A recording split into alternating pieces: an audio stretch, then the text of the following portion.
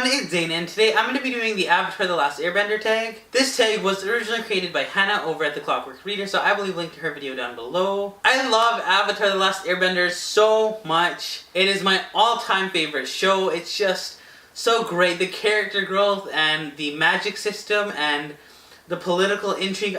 It's great. It basically follows our main character Aang and his friends who have to save the world, which has been ravaged by war for like 100 years. I can't describe it and do it justice, but it's a great show, so please check it out if you haven't already. So there's actually 4 kingdoms in the Avatar world, and there are 3 questions for each kingdom. The first category is Katara and Sokka, or best sibling relationship. There was no question for this at all. I definitely had to go with Carter and Sadie Kane from the Red Pyramid. I don't understand why this book doesn't have more hype. It's by Rick Riordan. You would think more people would be reading it. I don't know if it's because the characters are a little bit different from the characters you see in Percy Jackson and the Olympians, but I kind of liked how it was different. In this book, we follow our main characters Carter and Sadie Kane, who have been apart for most of their lives, but once they realize that they have a strong connection to the very real Egyptian gods, they kind of meet up and save the world. It's such a great story about sibling bonding, which we don't really see a whole lot in YA. You know, it has all those classical elements of Rick Riordan's books, but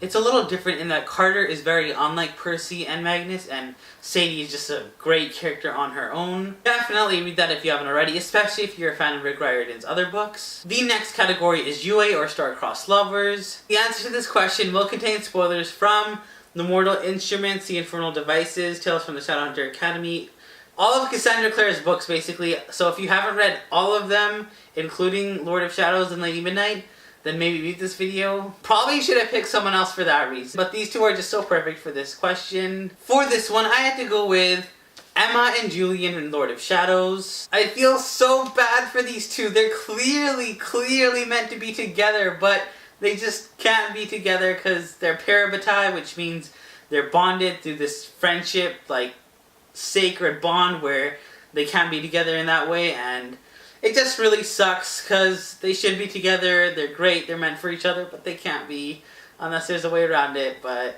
we shall see. The next category is Bloodbending, or a book with a very unsettling concept. Kind of an obvious answer for this one. I chose The Hunger Games. I mean, children killing each other, I don't think it gets more unsettling than that. For the Earth Kingdom, we have Toph, or a character whose strength surprises you. For this one, I'm going with Bilbo Baggins in The Hobbit. From living in the Shire, just sipping on tea and ale and just chilling out, to fighting like spiders and dragons and Gollum and all these creatures. Pretty impressive. The next category is Tales of Ba Sing Se, or best short story or poetry collection. I haven't read this book yet, so it's so stupid for me to give you this answer, but I know once I read Milk and Honey by Rupi Kaur, I'm gonna absolutely love it. The next category is Kyoshi Warriors, or best warrior character. For this one, I'm gonna have to go with Emma in The Lady Midnight and Lord of Shadows. The thing I love about this is they emphasize that she trained really hard to become as badass as she is. In a lot of stories, it's just like they train for a little while and then they become great, and it's like really unrealistic.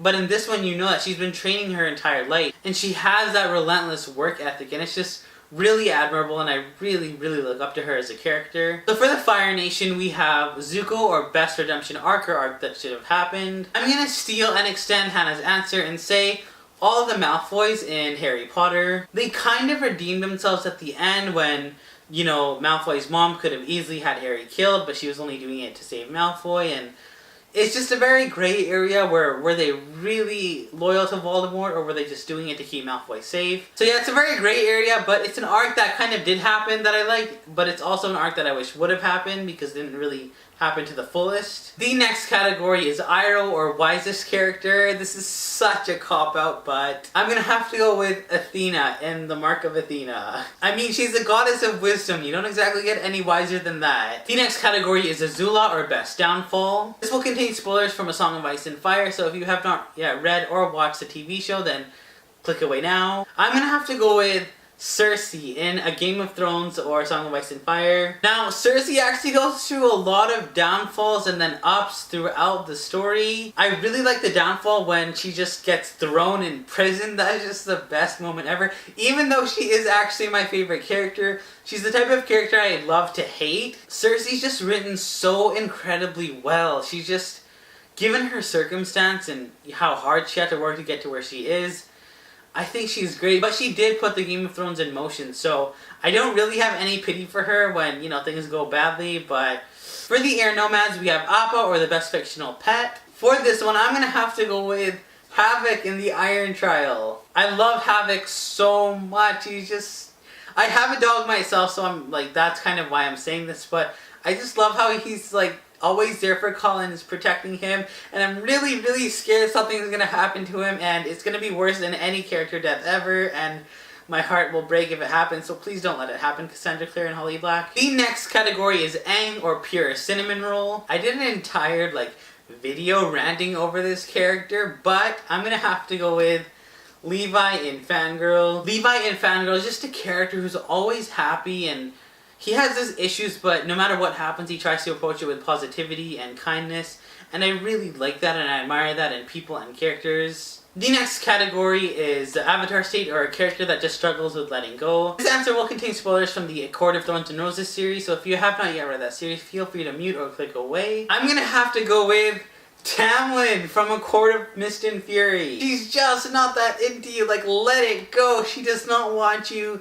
You're awful and abusive and oppressive, and no one should have to deal with that, especially Farah. Tamlin's just one of those characters where you actually start off liking, but then you don't like anymore.